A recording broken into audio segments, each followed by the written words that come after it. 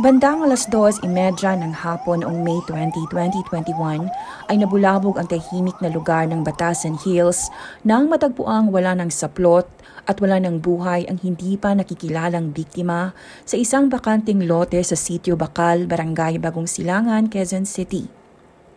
Agad naman na rumesponde ang mga otoridad at tumambad sa kanila ang nakapanlulumong sinapit ng biktima. Isa si Corporal Police Jerome Mendez ang unang dumating sa pinangyarihan ng krimen. At ayon pa sa kanya ay nasa state of decomposition na ang bangkay at posibleng nasa 2 o 3 araw na itong patay. Nangingitim na ang bangkay at tila hinampas ng matigas na bagay ang mukha nito, dahilan kaya mas nahirapan silang tukuyin ang pagkakakilanlan nito. May kahoy din na ipinasok sa ari ng biktima. Marami ang hindi makapaniwala sa karumaldumal na sinapit ng biktima na hinihinalang ginahasa muna bago pinatay. Sino ang biktima at ano nga ba ang malagim na sinapit nito? At sino ang mga salarin? Dahil naaagnas na ang bangkay ay hirap nang matukoy ang pagkakakilanlan ng biktima. Tanging tattoo na lang sa braso nito na ishing ang posibleng maging paraan para makilala ito ng kanyang pamilya. Samantalang maliban sa mga damit ng biktima ay wala nang natagpuan ang mga pulis sa pagkalap nila ng ebidensya sa pinangyarihan ng krimen. Wala din kahit anong personal na gamit, wallet o cellphone ang natagpuan, kaya't posibleng pagnanakaw din daw ang motibo ng mga salarin. Nahirapan ang mga otoridad sa pagtukoy sa pagkakilanlan ng biktima dahil na rin sa kawalan ng sapat na ebidensya sa crime scene. Sa pagpapatuloy ng investigasyon, isang lalaki ang hindi inaasahang lumantad para magbigay ng kanyang salaysay kaugnay sa nangyaring krimen sa babaeng natagpuang wala ng buhay sa bakanting lote sa Sitio Bacal, Barangay Bagong Silangan. Ang nagpakilalang testigo ay si Xander na may alias na Dugong. At dito na nga natukoy ang pagkakakilanlan ng biktima. Ayon pa kay Xander alias Dugong na ang biktima ay si Noriby Tria o kilala sa pangalang Ebing Mayor.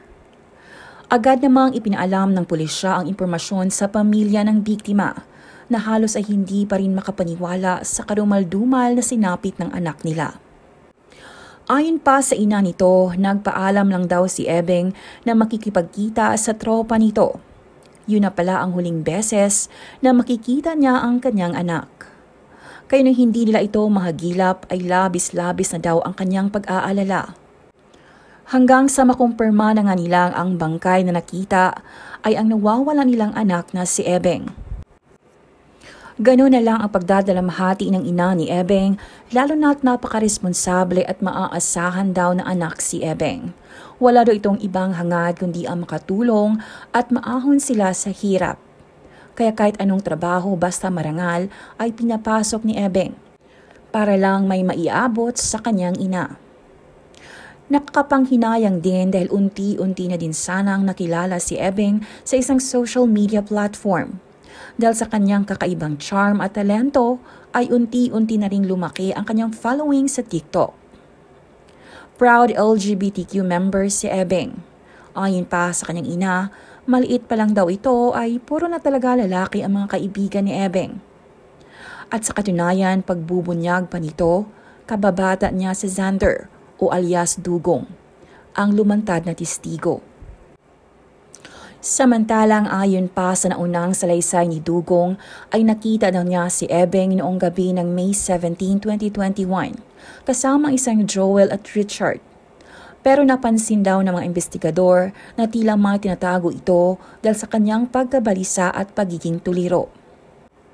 Mas lalo pa daw naging balisa si Dugong nang dumating ang ama ni Ebeng sa istasyon ng pulis. Kalaunan ay tuluyan ng inamin ni Dugong sa harap mismo ng ama ni Ebeng na may kinalaman siya sa nangyari dito. Pagsasalaysay pa nito sa nangyari nung gabing yon, ay magkasama raw sila ni Ebeng na nag-iinuman dahil may problema daw si Ebeng at girlfriend nito. Masaya pa daw si Ebeng dahil sa dinadamayan siya ng kanyang tropa sa kanyang problema. Madaling araw na noong May 18, 2021 natapos ang inuman at sabay daw silang umalis ni Ebeng na noon ay pareho ng lasing. Sumakay daw sila ng tricycle papunta sa Phase 4, Barangay Payatas, ang pinangyarihan ng krimen. Doon ay may naghintay na daw na dalawang lalaki na si Joel alias Nonoy at Richard alias Tiago. Agad daw lumapit si Nonoy at malakas na sinikmurahan si Ebeng, dahilan kaya ito nawala ng malay. Tinutukan din daw siya ni Nonoy ng baril at inutusan na buhatin si Ebeng sa bakanting lote at doon na nga nila ito sinimulang gahasain. Habang hinahalay daw ni Nonoy si Ebeng ay inutusan daw nito si Dugong na kumuha ng bato at ihampas sa mukha ni Ebeng. 2 beses nitong hinampas ang biktima. Pero nang makita daw ni Nonoy na buhay pa si Ebeng ay ito na ang humampas kay Ebeng dahilan kay tuluyan na itong nalagutan ng hininga. At hindi pa daw ito nasiyahan dahil matapos hampasin ay kumuha pa ito ng kahoy at ipinasok sa ari ng biktima. Samantalang batay sa lumabas na resulta sa ginawang autopsy ng biktima, ang sanhi ng pagkamatay nito ay blunt traumatic injuries to the head at blunt penetrating trauma to the vulva and perineum. Agad namang sinampahan ng Quezon City Police District ng kasong rape at homicide at robbery ang mga suspect na nakulong na din pala dati dahil sa kasong illegal na droga. Na-recover din sa mga suspect ang nawawalang cellphone ni Ebeng. Ayon pa sa mga suspect, wala daw talaga sa plano nila ang patayin si Ebeng. Pero wala na din daw sila sa kanilang mga sarili dahil sa impluwensya ng illegal na droga. Hindi naman matanggap ng pamilya ni Ebeng na kasabwat sa krimen ang mismong kaibigan na pinagkakatiwalaan pa ni Ebeng at laging kasama nito.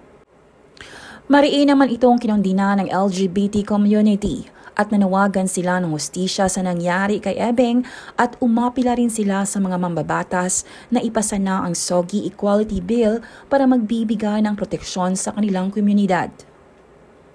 Samantalang noong September 21, 2021, 4 na buwan matapos ang nangyaring krimen, ay lumabas na ang hatol ng korte laban sa mga sospek. Nahatulan ng guilty ang mga sospek sa mga kasong isinampa laban sa kanila. Nakamit man ang hustisya sa nangyari kay Ebeng, ay labis pa rin ang pagdadalamhati ng pamilya sa karumal-dumal na sinapit ng anak nila.